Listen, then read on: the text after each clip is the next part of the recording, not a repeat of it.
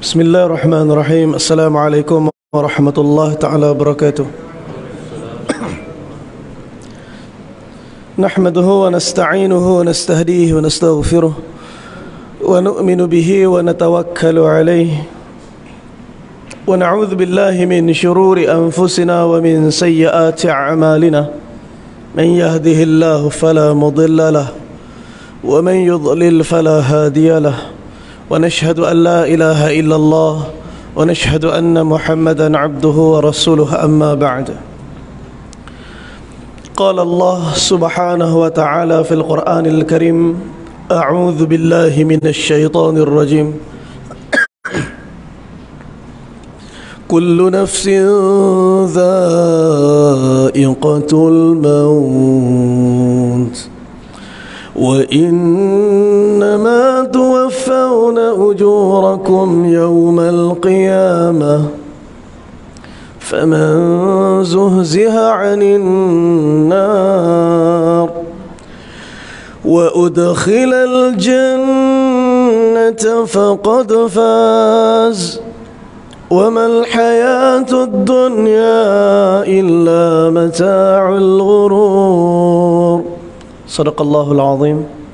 Qala Rasulullah sallallahu alaihi wasallam: Man kanatid dunya hammuhu farraqallahu alaihi amruhu wa faqrahu baina 'ainain wa lam ya'tihi minad dunya illa ma kutiba lahu.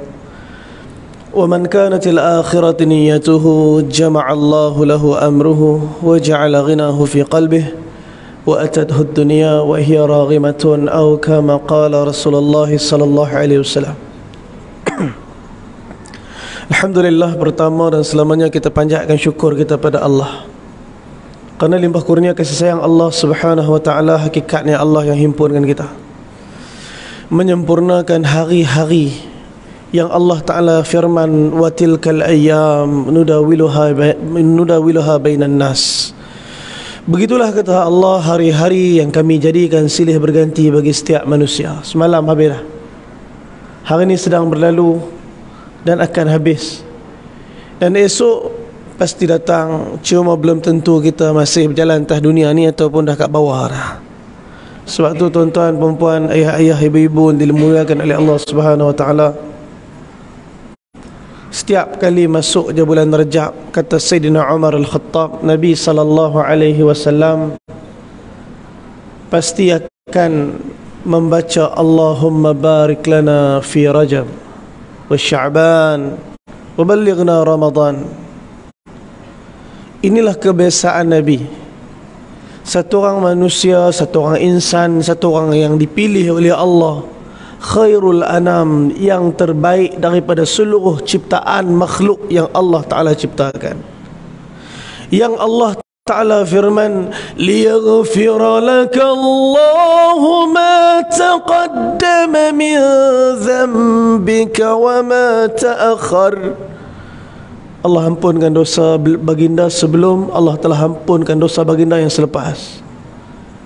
Nabi ni maksum. Nabi ni orang yang tak ada dosa. Nabi ni orang yang sentiasa Allah Subhanahu wa ta'ala hadirkan peringatan terus apabila berlaku kesilapan. Kerana lumrah manusia ni, nak tak nak, dia mesti ada silap. Nabi SAW bila silap je, Allah Ta'ala terus tegur Nabi SAW. Dan setiap teguran itu menjadikan Nabi SAW berada di depan Allah Subhanahu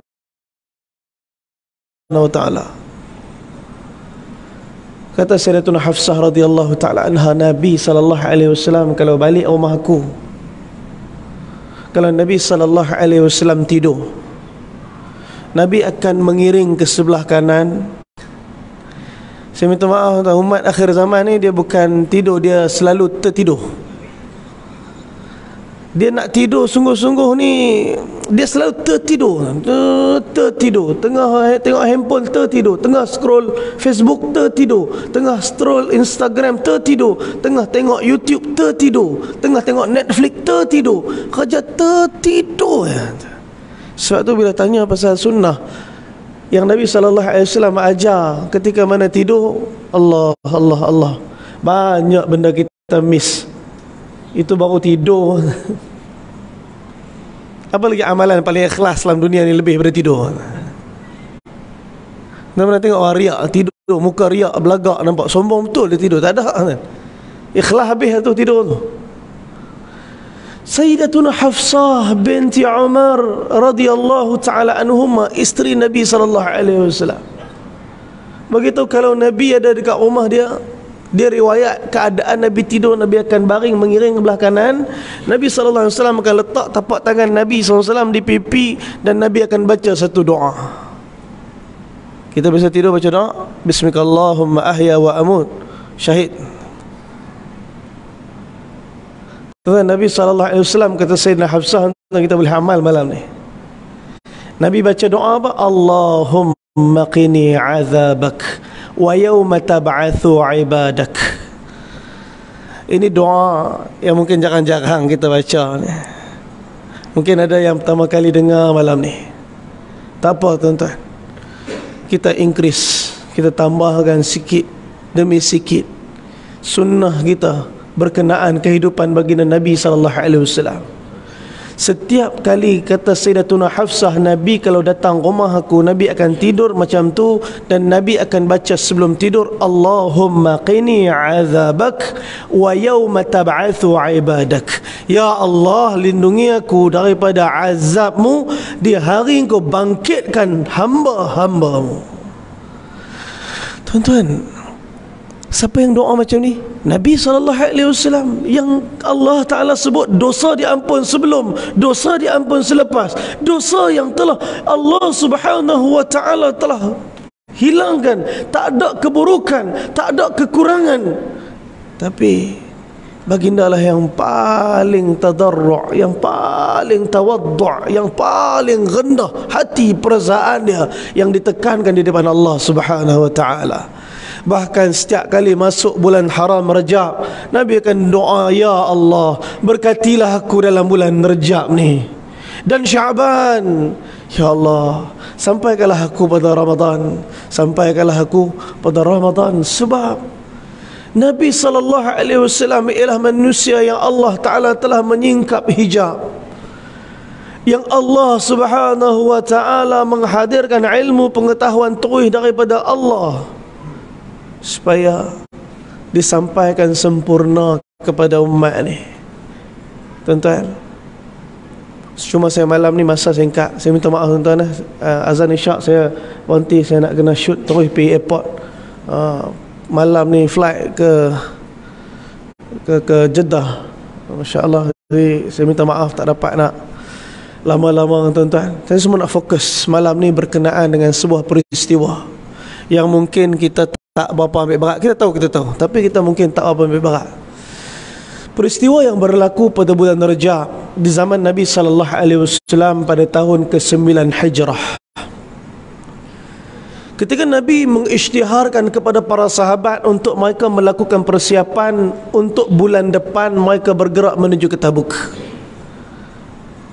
Nabi sebut dengan jelas bahawa pada bulan depan mereka akan bergerak menuju ke Tabuk, akan berlaku ghazwah, akan berlaku peperangan bersama dengan tentera Rom di Tabuk. Tuan-tuan, kalau kita tengok daripada perjalanan sirah peperangan sariyah dan juga ghazwah, apa beza sariyah dengan ghazwah? Sariyah, okey, dalam arti kata dia perang kecil. Kenapa dia panggil perang kecil? Sariyah ialah peperangan yang Nabi bentuk para sahabat, Nabi lantik di kalangan para sahabat ketua, Nabi tak ikut sekali. Ini sariyah. Ghazwah, Nabi SAW bentuk ketenteraan di kalangan para sahabat, Nabi SAW sendiri yang jadi amir, Nabi ikut perang. Ni ghazwah. Adapun Mu'tah pada tahun ke-8 Hijrah bulan Jamadil Akhir, Nabi himpun 3,000 para sahabat. Nabi lantik di kalangan maka Amir, kalaulah Zaid bin Harithah syahid, ganti dengan Ja'far bin Abi Talib. Kalau Ja'far syahid, ganti dengan Abdullah bin Rawaha. Kalau Abdullah syahid, kata Nabi, kalian lantik di kalangan kalian siapa yang kalian rasa baik dan mampu untuk pimpin kalian. Nabi ikut tak? Nabi tak ikut.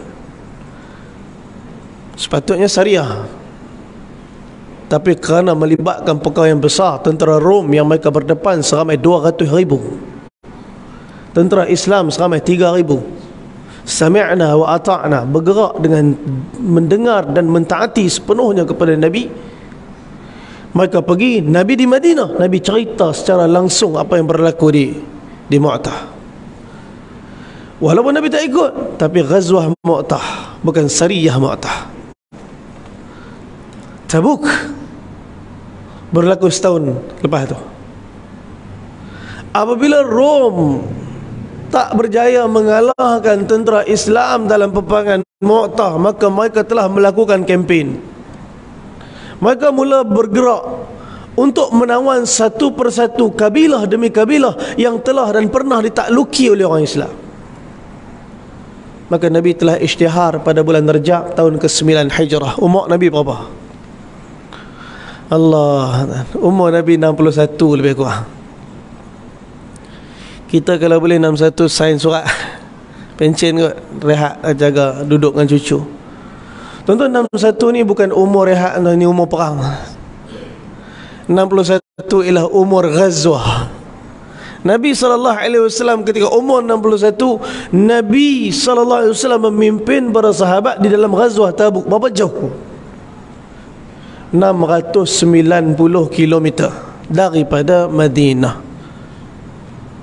Dan musim panas. Sekarang Rejab. Tuan-tuan, Rejab ni sekarang ni kalau pergi Saudi masih tempias sejuk. Ni Dr. Edi ni kerja kat Jeddah. Dia balik cuti ni. Ini tempat percutian, kampung Jeddah. Kan sejuk lagi kan? Sejuk lagi. Dan Syaban ni dah mula nak masuk ke panas. Tuan-tuan, apabila Nabi buat keputusan untuk para sahabat bersiap bulan depan untuk ikut di dalam ghazwah Tabuk, maka orang-orang munafik dah mula berbunyi, sehingga Allah merakamkan perkataan mereka dalam Al-Quran, la tanfiru fil har, jangan kalian keluar. Mereka kata, ya Rasulullah, janganlah keluar musim panas ni. Kalau kita tangguh sikit boleh tak kita keluar musim sejuk sikit? Allah beritahu kat Nabi, jawab apa yang mereka kata, sesungguhnya neraka Jahannam tu lebih panas. Infiru khifafan wa thiqala. Nabi perintah, daripada perintah Allah, keluarlah, bergeraklah, berjuanglah di jalan Allah dalam keadaan kamu ringan ataupun kamu berat. Ringan pergi, berat pun pergi. Ada pergi, tak ada pun pergi. Kerana perintah Allah untuk hidayat sampai pada umat. Tuan-tuan, perang-perang sebelum ni, ghazwah Sariyah sebelum ni, Nabi SAW tak sebut dengan jelas mana nak pergi, bila nak pergi. Nabi tak sebut jelas. Tabuk, Nabi sebut jelas. Bila nak pergi, Nabi sebut. Di mana nak pergi, Nabi sebut. Ni Tabuk. Suatu tuan-tuan, dalam perang Tabuk ni, persiapan para sahabat yang paling cemerlang. Kau nak banding perang-perang yang lain, perang-perang yang lain terkejut-terkejut. Sehingga pada peperangan Uhud, satu orang sahabat Nabi namanya Sayyidina Hanzalah bin Abu Amir radhiyallahu anhu mai jumpa Nabi, kata, ya Rasulullah, aku nak menikah. Aku nak tanya, ya Rasulullah, menikah dulu ke perang dulu? Tuan-tuan, kalau kita nampak macam mana, nikah dulu ke perang dulu? Sahabat main mesyuarat dengan Nabi sebab tak tahu. Perang tu bila tak tahu, dekat mana pun tak tahu. Bahkan Nabi mesyuarat dengan para sahabat. Nabi beritahu, Nabi cadangkan untuk peperangan Uhud berlaku di dalam Madinah. Satu orang telah bagi cadangan. Nama apa? Abdullah bin Ubay bin Salul. Siapa dia? Kepala munafik. Dia cadang, dia kata, ya Rasulullah, aku cadang peperangan ni kita buat di luar. Janganlah kita nodai Madinah dengan darah peperangan. Abdullah bin Ubay bin Salul. Sebab dia dah ada perancangan. Orang munafik ni dia auta banyak. Tuan-tuan, Nabi SAW kata, baik kalau macam tu kita perang di luar. Di mana? Abdullah bin Ubay kata di Uhud. Mana kita baik kita perang di Uhud. Tuan-tuan, berapa ramai yang keluar daripada Madinah? 1000 orang. 1000 orang keluar bersama Nabi SAW, termasuk orang munafik, termasuk orang beriman. Sampai di satu kawasan yang hari ini dibina Masjid Syaikhain. Nabi telah pakai 2 lapis baju besi. Dan ketika itulah Abdullah bin Ubay bin Salul bekerja. Dia mula hasut 300 balik. 300 balik. Maka bersama Nabi berapa orang? 700 orang yang benar keimanan mereka kepada Allah. Termasuk siapa? Sayyidina Huzaifah bin Abu Amir radhiyallahu ta'ala anhu yang mai jumpa Nabi, tanya, ya Rasulullah, ni perang dulu ke nikah dulu ni? Sebab macam perang macam lagi seminggu. Maka Nabi SAW bagi tahu, wahai Huzaifah, wahai Hanzalah, nikah lo. Maka Hanzalah menikah. Hanzalah bin Abu Amir menikah. Tentu dia menikah dengan siapa? Dia menikah dengan Sayyidatuna Jamilah binti Abdullah bin Ubay bin Salul. Dia menikah dengan anak ketua munafik. Tapi Sayyidatuna Jamilah wallahi merupakan wanita yang beriman kepada Allah. Satu orang wanita yang memiliki keikhlasan dalam keimanan dia kepada Allah. Sebab tu bila kahwin dengan Sayyidina Hanzalah, tuan-tuan, pengantin malam pertama pengantin, tuan-tuan, tiba-tiba dengar esok pagi panggilan jihad. Allah Ta'ala, Nabi perintahkan untuk keluar berjuang di jalan Allah. Persiapan dilakukan, kita akan bergerak menuju ke Uhud lepas subuh. Tuan-tuan, semalam dah selesai dah pengantin baru semalam. Pagi esok sembahyang subuh dia pun dah mandi wajib pun semua, dah siap-siap salat subuh dengan Nabi, balik rumah siap-siap nak pergi perang ni, nak pergi Uhud ni. Bini pegang sekali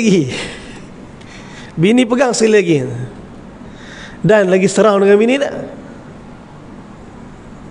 Tuan-tuan, lepas tu dengar para sahabat dah bergerak, tuan-tuan, dia tinggalkan isteri dia dalam keadaan tak sempat dia mandi junub, dia pergi.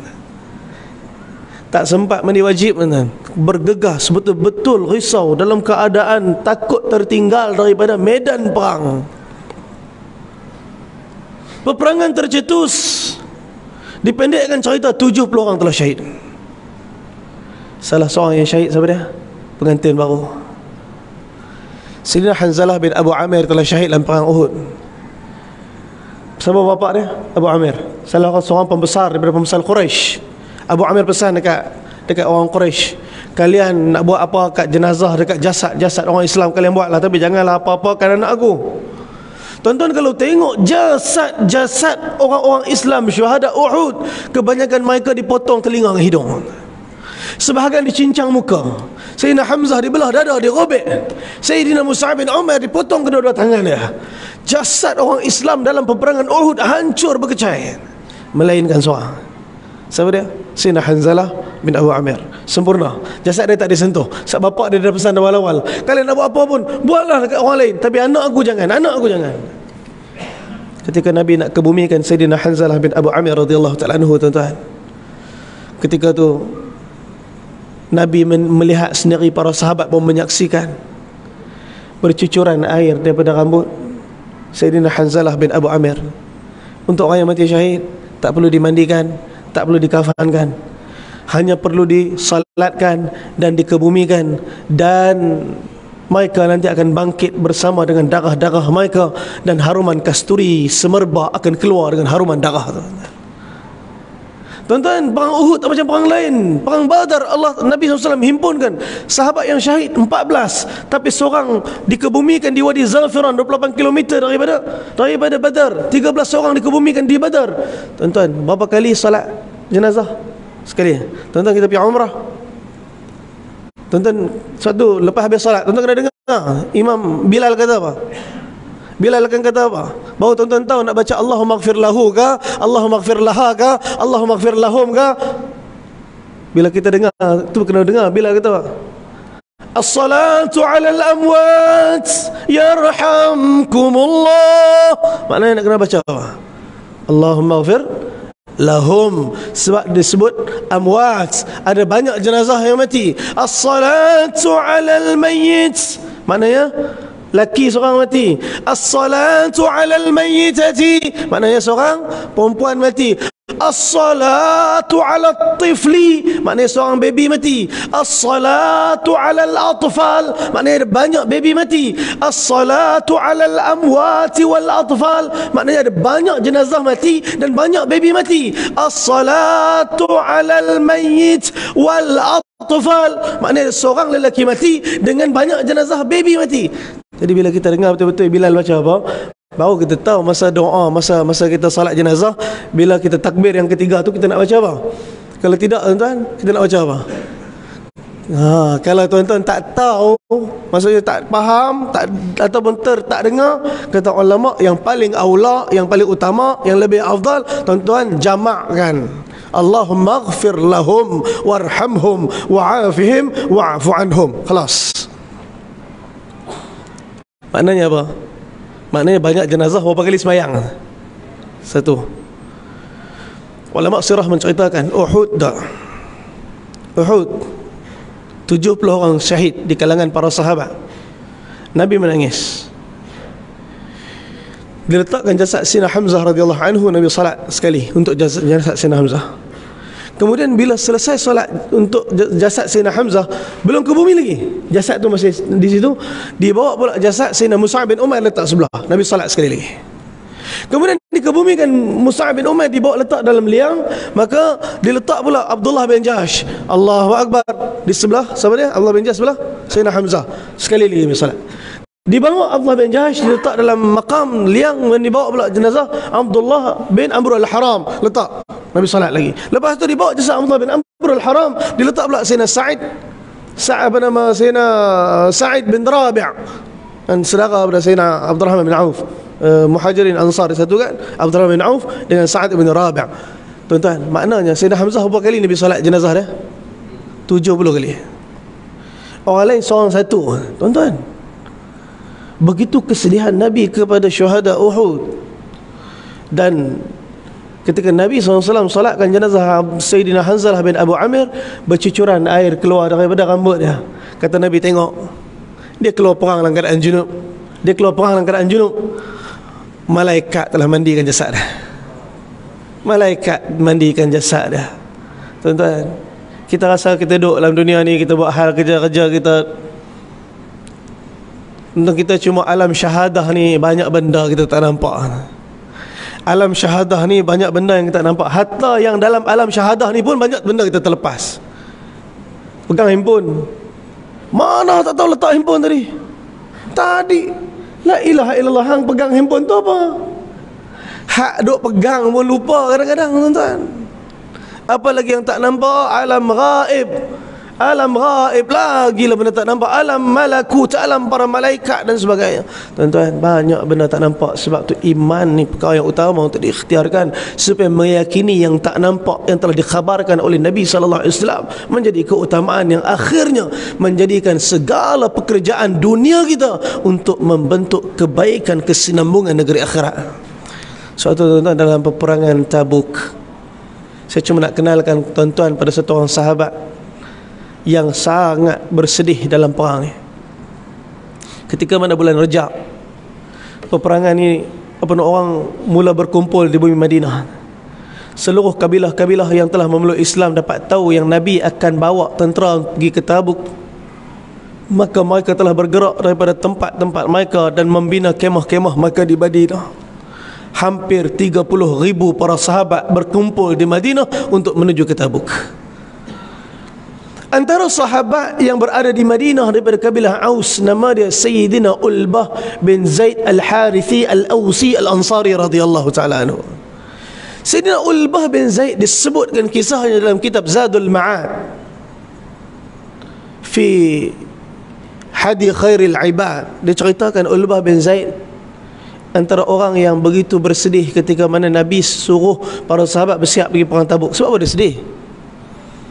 Sebab Nabi SAW setiap ghazwah Nabi akan kata, infakkan harta kalian, keluarkan harta kalian, bergeraklah di jalan Allah bersama diri dan harta kalian, dengan kenderaan kalian. Masya Allah. Dalam perang Tabuk, tuan-tuan, kata Ulbah bin Zaid, aku pergi ke pasar, aku tengok suasana pasar, orang sedang berjual beli. Jual beli pedang, jual beli perisai, jual beli baju besi, jual beli kuda, jual beli panah, jual beli tombak. Semua dalam pasar duk sibuk sembang pasal Tabuk. Dakwah meningkatkan semangat supaya semangat para sahabat naik, so mereka berkobar-kobar bersama Nabi dalam perang Tabuk. Musim panas, orang munafik pun sama, dakwah supaya tak pergi. Turun di Al-Quran, "Lau kana 'aradan qariba wa safaran qasida lantaba'u." Kalau perjalanan tu dekat, permusafiran tu mudah, pasti mereka akan ikut engkau wahai Muhammad. Tapi perjalanan tu jauh, permusafiran tu susah, jadi mereka buat macam-macam alasan supaya tak ikut. Orang munafik tak mau ikut, orang Islam bersungguh-sungguh nak ikut. Antara yang bersungguh-sungguh ialah Ulbah bin Zaid. Tapi masalah dia harta tak ada, kenderaan tak ada. Dia segan nak beritahu kat Nabi yang dia teringin nak ikut, tapi dia tak ada harta, dia tak ada kenderaan. Dia bila habis majlis, dia akan duduk dengan Nabi, dalam majlis Nabi. Kalau-kalaulah Nabi tanya dia, "Wahai Ulbah, kamu macam mana? Kenderaan macam mana? Harta macam mana?" Nabi tak tanya pun. Kata Ulbah, aku duduk dalam masjid, aku tengok keadaan dalam masjid. Kejap lagi Abu Bakar Siddiq datang, infak 4,000 dinar. Kejap lagi, minta maaf, infak 4,000 dirham. Kejap lagi datang Sayyidina Umar, separuh harta dia bagi. Sekejap lagi datang Sayyidina Uthman, 1,000 dinar dia bagi. Sekejap lagi datang Abdul Rahman bin Auf, 400 uqiyah emas dia bagi. Tuan-tuan, Ulbah kata, aku tengok, aku nak infak apa, aku tak ada. Kata Sayyidina Umar, perang Tabuk ni, aku mesti dapat mengalahkan Sayyidina Abu Bakar dalam infak. Sebab ketika mana peperangan Tabuk diisytiharkan, aku memiliki kekayaan melebihi kekayaan Abu Bakar. Kata Sayyidina Umar, kalau aku infakkan separuh saja harta aku pun, Abu Bakar infakkan seluruh harta dia, tetap, kata Sayyidina Umar, aku menang dalam infak ni. Sebab dia lagi kaya. Separuh je kata Umar aku bagi, pun Abu Bakar tak boleh lawan walaupun bagi seluruh harta dia. Dan selalu kalau perang, Nabi akan tanya, kamu infak apa? Berapa kamu bagi? Berapa kamu bagi? Selalunya. Tapi perang Tabuk Nabi tukar soalan, tuan-tuan. Perang Tabuk Nabi tukar soalan. Nabi tak tanya, berapa kamu infak? Berapa kamu infak? Dah. Nabi tanya, ma tarakta li ahlik? Berapa banyak kamu tinggal untuk ahli keluarga kamu? Nabi tanya Abu Bakar Siddiq, ya Abu Bakar, berapa banyak kamu tinggal untuk ahli keluarga kamu? Abu Bakar kata, taraktullah wa rasuluh, aku tinggalkan Allah, Rasul ya kat mereka. Umar kata, kalah lagi aku, sebab aku tinggal separuh. Sayyidina Umar ingat boleh menang dah, Umarnya kalah lagi.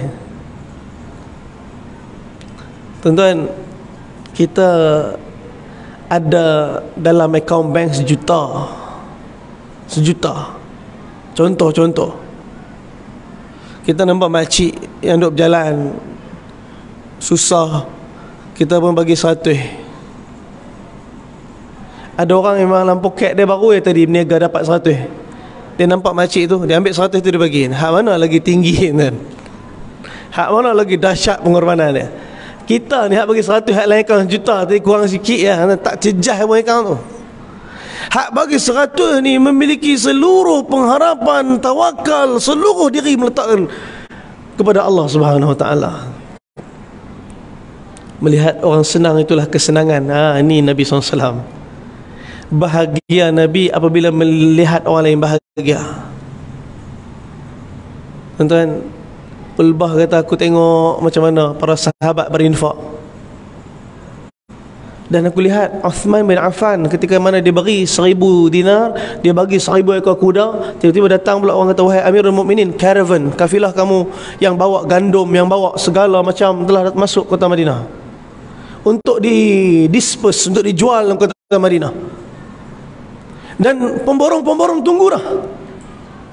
Hari tu saya dekat Melaka tu, tuan-tuan, ada seorang kawan saya, dia peniaga dekat pasar Melaka.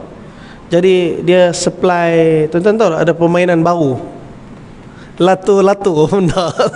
Saya pun tak faham benda tu. Dulu orang pusing datang tu, apa nama tu, spinner benda tu, buat kat tangan, duk pusing. Duk saya pusing kata. Baik letak zikir tu tekan. Tasbih tu. Ini baru pula lato kan. Kelepak. Kejap. Tak apa natijah lato-lato tu. Ni bengkak sini, hak ni bengkak sini. Tuan-tuan, ada hak yang kacau, pecah masuk dalam mata apa dah. Macam-macam. Tapi tak apalah benda tu. Daripada budak sonok, bengkak, benjoi kepala. Tuan-tuan bayang, kawan saya tu dia order lato-lato 5,000 biji. Bukan 5,000, dia satu set 2 biji. So 5,000 set dia order daripada Indonesia. Stok sampai, masuk je Melaka, belum sempat lagi lato-lato tu masuk kedai dia, habis 5,000 tu dah disperse, orang tunggu dah ambil borong, khalas. Syukur tu, Masya Allah bang, masyuk betul lah. Dia kata rezeki saya pun tak tahu. Saya masuk, orang semua tunggu dah, khalas, habis dah semua. Sayyidina Uthman bin Affan macam tu. Orang tunggu dah caravan dia, orang tunggu dah kafilah dia nak masuk. Sebab apa? Orang dah target dah nak beli pada dia. Tuan-tuan bayangkan ketika Nabi meminta para sahabat berinfak di jalan Allah ketika perang Tabuk, Sayyidina Uthman bin Affan dah bagi dah 1,000 dinar emas, dah bagi dah 1,000 ekor kuda, minta maaf, ekor unta. Allah, tuan, 1,000 tuan-tuan, 1,000. Bukan kita kalau unta boleh buat korban tahun ni, sekok unta pun kita rasa nak heboh satu kampung, tuan. Tahun ni saya unta lah, korban unta, bukan lembu, unta. Tuan-tuan, 1,000 ekor Sayyidina Uthman bagi. Caravan dia, kafilah dia masuk. Orang dah tunggu dan nak borong, sehingga mereka datang jumpa Sayyidina Uthman, kata, ya Amirul, wahai Uthman, ni orang semua tunggu dah. Mereka kata untuk Tabuk, untuk kali ni. Mereka nak bayar 2 kali ganda pada tahun-tahun yang lepas, pada kafilah lepas. Sayyidina Uthman kata, tak. Sikit sangat. Ada orang yang tawar aku lebih banyak daripada tu. Mereka kata, ya Uthman, kami 3 kali ganda. Sayyidina Uthman kata, tak. Ada orang yang tawar lebih tinggi daripada tu. Mereka kata, wahai Uthman, bagi tahu kepada kami berapa tinggi yang mereka tawarkan supaya kami boleh letak harga lebih tinggi. Yang tawarkan kepada aku 700 kali ganda. Gila, kata mereka. Wahai Uthman, siapa yang nak bayar mahal sampai 700 kali ganda? Uthman kata, Allah. Aku infak 1 di jalan Allah, Allah gandakan 700 kali ganda. Tuan-tuan, seluruh karavan tadi diinfakkan untuk perang Tabuk. Ni Sayyidina Uthman bin Affan. Kurang ke harta dia? Sampai hari ni ada lagi harta Sayyidina Uthman. Tuan-tuan, Ulbah kata, aku melihat keadaan para sahabat, aku jadi sedih. Aku kenderaan tak ada, kereta tak ada, harta tak ada. Last kali mereka, bukan dia seorang dan 6 orang lagi sahabat yang lain, mereka kata, kita kuatkan hati juga jumpa Nabi SAW. Kalau Nabi SAW boleh ada kod-kod daripada Baitul Mal, kau bantu kita. Mereka 7 orang, tuan-tuan, pergi jumpa Nabi. Ya Rasulullah, kami ni berkeinginan bersama dengan Tuan untuk pergi perang Tabuk, tapi kami tak ada kenderaan ya Rasulullah. Kami tak ada harta ya Rasulullah. Ada tak di sisi engkau ya Rasulullah ada kenderaan untuk bawa kami dalam peperangan? Nabi kita tunggu je. Nabi pergi tengok, Nabi tanya para sahabat. Ternyata memang kenderaan tak cukup. Tuan-tuan, perang Tabuk seekor unta 18 orang. Berapa orang ikut perang Tabuk? 30 orang. Berapa lama perjalanan? Perjalanan pergi 20 hari. Duduk di sana 20 hari, balik 20 hari, 2 bulan perjalanan. 2 bulan punya ghazwah. Tuan-tuan, bila Nabi cakap macam tu, dia pun meninggalkan Nabi. Mereka meninggalkan Nabi dengan tangisan kerana mereka benar-benar ikhlas nak ikut dalam perang ni. Tuan-tuan, ikhlas ni macam mana?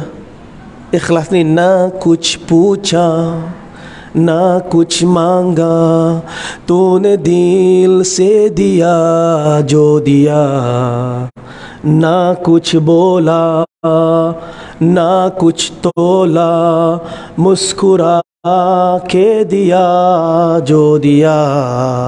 Ni ikhlas. Apa dia? Na kuch pucha, dia tak tanya banyak. Na kuch mangga, dia pun tak minta apa balasan daripada apa yang dia buat. तूने दिल से दिया जो दिया. Hati ni, dia bukan bagi sikit, dia bukan bagi separuh, dia bagi semua. Seluruhnya hati dia berikan untuk Allah Subhanahu Wa Taala. Perasaan dia di belakang. tapi agama di depan. Na kuch bola, lepas tu dia tak ungkit, dia tak cakap apa. Na kuch tola, dia tak judge, dia tak nilai, dia tak hakimi. Muskura ke dia jo dia. Apa saja ujian, masalah yang menimpa dia, senyum ya. Alhamdulillah, dia kata, semua daripada Allah. Tapi mereka pulang dengan tangisan kesedihan sebab tak dapat berjuang di jalan Allah. Harta tak ada, kenderaan tak ada. Mereka pergi, turun ayat Quran, Jibril turun, ayat surah Al-Ahzab, minta maaf, surah Taubah ayat 92 turun.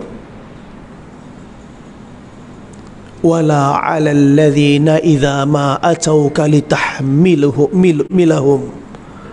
Taklah menjadi satu kesalahan kepadamu wahai Muhammad apabila datang orang-orang yang tak berkemampuan itu bertemu dengan kamu untuk minta kenderaan ikut pi perang Tabuk ni. Qulta, bahkan kamu kata pula pada mereka, la ujidu ma ahmilukum alaih, aku kata Nabi SAW, tak ada apa-apa kenderaan untuk bagi pada kalian. Fatawallauhu, maka mereka telah berpaling daripada Nabi bi'ayunihim, dalam keadaan air mata bercucuran daripada mata-mata mereka, kerana mereka tak dapat nak infakkan harta di jalan Allah, tak memiliki kenderaan nak ikut sama dalam perang Tabuk. Tuan-tuan, di saat itulah, malam tu, Ulbah bin Zaid telah hamparkan sejadah dia. Dia tak mau minta pada makhluk lagi dah. Dia berwuduk, dia tunaikan salat tahajud, dia angkat tangan malam dia dengan linangan air mata di atas sejadah dia, dengan doa yang ikhlas daripada hati yang bersih daripada diri dia. Dia doa, ya Allah, Engkau perintahkan kami untuk berjuang di jalanmu. Nabi telah memanggil kami ke medan Tabuk, sedang aku tak memiliki kenderaan untuk bersama. Ya Allah, ya Allah, Engkau mengetahui keadaanku, betapa ingin aku menginfakkan harta di jalanmu, tapi aku tak memiliki apa-apa. Ya Allah, malam ni aku sedekahkan, ya Allah, segala apa kezaliman yang telah dilakukan ke atas aku, kesabaran, kehormatan, kemuliaan, apa saja yang ada padaku, ya Allah, malam ni aku infakkan, aku sedekahkan semuanya kepada Engkau, ya Allah. Tak ada apa, nak bagi apa tak ada apa, tapi tetap nak bagi. Sepanjang malam sampai dekat nak subuh, akhirnya dia pun dah nak subuh dah, dia pun bersihkan air mata, dia ambil wuduk, mandi semua, dia pun pergi Masjid Nabi, solat dengan Nabi, solat subuh belakang Nabi. Selesai solat subuh, Nabi pusing belakang. Nabi tanya, ada di kalangan kalian malam tadi siapa yang sedekah? Di kalangan kalian malam tadi ada siapa yang sedekah? Abu Bakar pun tengok ke kanan, Sayyidina Umar pun tengok ke kanan, tak ada siapa sedekah malam tadi. Akhirnya Nabi tengok pada Sayyidina Ulbah bin Zaid radhiyallahu anhu. Nabi kata, wahai Ulbah, semalam kamu sedekah, Allah dah terima sedekah. Allah. Seorang-seorang, senyap-senyap. Tuan-tuan, Nabi pergi dekat dengan dia. Nabi kata, alhamdulillah wahai Ulbah, sungguh Allah Ta'ala telah pilih dan terima kamu. Dah ada kenderaan, kamu dengan semua sahabat-sahabat kamu yang nak ikut dengan kamu, dah semua dah kenderaan. Jom bersama dengan kami dalam perang Tabuk. Tuan-tuan, mereka bersama dengan Nabi SAW bergerak ke peperangan Tabuk pada bulan Sya'ban. Dan hari ini kita melalui zaman yang jauh daripada zaman mereka, dan kita tak melihat kehidupan mereka, kita cuma dengar kisah-kisah mereka, dan kita nak berjalan bersama di atas langkah kaki mereka. Sebab tu dengar kisah-kisah sahabat ni bukan bedtime story, tuan-tuan, tetapi untuk meningkatkan semangat supaya kita pun meletakkan diri kita untuk berjuang di atas jalan yang sama. Kalau bukan hari ni, bila lagi? Kalau bukan kat sini, kat mana lagi? Kalau bukan saya yang nak bagi diri, harta, masa untuk agama, siapa lagi? Semoga Allah Subhanahu wa ta'ala pilih kita untuk ikut jejak langkah mereka yang Nabi kata ashabikal nujum bi ayyihim iqtadaitum ihtadaitum. Sahabatku kata Nabi seperti bintang-bintang di langit. Kamu ikut satu, kamu takkan sesat sampai bila-bila.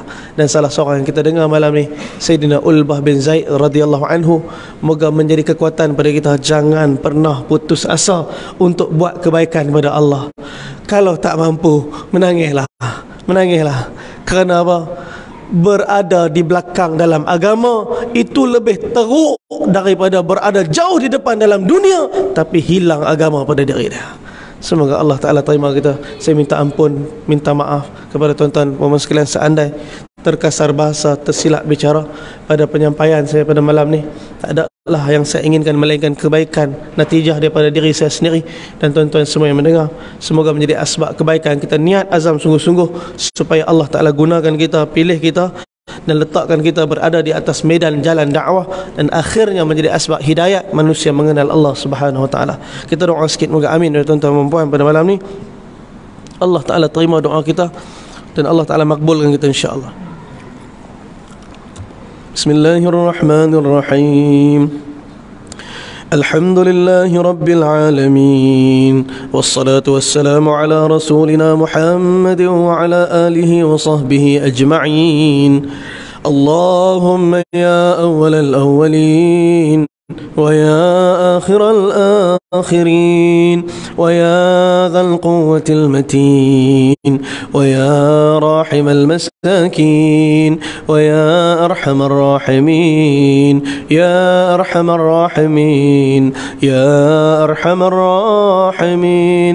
Ya Allah, Tuhan yang sedang pandang kami, Kau pandanglah kami macam dulu Kau pandang Nabi dan para sahabat. Wahai Allah, kami tak ada di zaman mereka. Kami tak hidup bersama dengan mereka. Kami tak ada ketika Nabi kami dibeling batu, wahai Allah. Kami tak ada ketika Nabi kami ikat perut, wahai Allah. Kami tak ada ketika Nabi SAW berada dalam keadaan susah payah mujahadah dakwah, wahai Allah. Kami lahir jauh lepas Nabi wafat, wahai Allah. Dalam keadaan kami hanya mendengar cerita-cerita berita tentang Nabi kami, wahai Allah. Bertambah begitu berkeinginan kami bertemu dengan baginda, ya Allah. Tolonglah, ya Allah. Lapangkan dada kami seperti mana dada-dada Nabi SAW, sehingga kami dapat melalui dunia dengan keadaan kami bahagia dan tenang, wahai Allah. Sungguh bahagia milik Engkau, wahai Allah. Hadirkan kepada kami, jangan hanya kerana secebis ujian, sikit masalah Engkau bentangkan kepada kami menjadi asbab kami tergelincir dengan dosa dan maksiat, wahai Allah. Jadikan setiap ujian kebaikan untuk kami, sehingga mulut kami sentiasa memuji Engkau, hati kami makin dekat dengan Engkau, sehingga akhirnya kami berjalan menghampiri Engkau. Di akhirat nanti kami beroleh redha Engkau. Di atas dunia natijahnya hadir dalam keberkatan hidup kami, wahai Allah.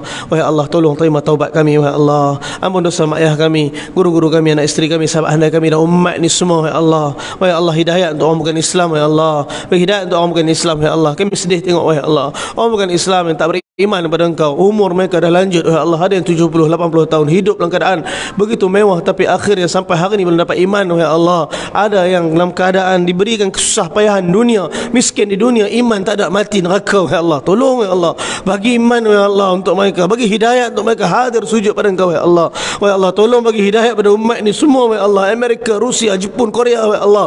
Bagi hidayat pada orang Australia, seluruh dunia yang belum Islam, wahai Allah. 6 bilion manusia belum beriman lagi. Kalau Nabi ada dengan kami, wahai Allah, pasti Nabi akan melangkah dalam dakwah ni, sehingga setiap malam akan menangis lagi untuk umat ni, wahai Allah. Hari ni air mata umat ni dibazirkan depan TV, wahai Allah, dengan drama-drama yang tak patut pun, wahai Allah, dengan keadaan air mata berguguran di tempat-tempat yang salah. Wahai Allah, Kau betulkan balik kami umat ni, wahai Allah. Sebab air mata kami gugur di tengah-tengah malam, wahai Allah, dengan tangan kami angkat tinggi ke langit bersama dengan kerisauan agama ni, wahai Allah. Kami tak pandai, kami jahil, kami bodoh, kami hina, kami cuma hamba Tuhan kami, wahai Allah. Tolonglah terima kami, wahai Allah. Tolonglah terima kami, wahai Allah. Tolonglah terima kami, wahai Allah. Rabbana amanna bima anzalta wattaba'na ar-rasul faktubna ma'al syahidin. Rabbana atimim lana nurana waghfir lana warhamna innaka ala kulli syai'in qadir. Di kalangan kami yang sakit kesembuhkanlah, wahai Allah. Yang diuji masalah rezeki kelapangkanlah, wahai Allah. Yang diuji masalah hutang kelangsaikanlah, wahai Allah. Yang diuji masalah rumah tangga kau selesaikanlah, wahai Allah. Rabbana atina fid dunya hasanah wa fil akhirati hasanah wa qina adzaban nar. Sallallahu alaihi wasallam Muhammad wa ala alihi wa sahbihi. Alhamdulillah rabbil alamin. Taqabbalallahu minna minkum.